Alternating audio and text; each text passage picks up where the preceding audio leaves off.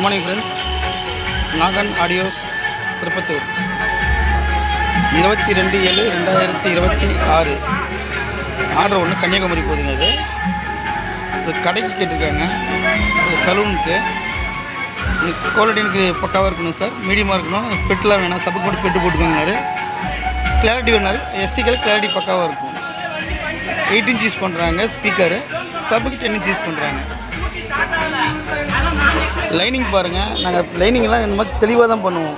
இந்த போர்டு கீழே லைனிங்லாம் மறைச்சி பண்ணுறது அந்த வேலை நம்மகிட்ட இருக்காதுங்க. கையில் ஒட்டி கிளியரன்ஸாக பண்ணுவோம், சின்ன அம்மிங் நாய்ஸோ எதுவும் வராது.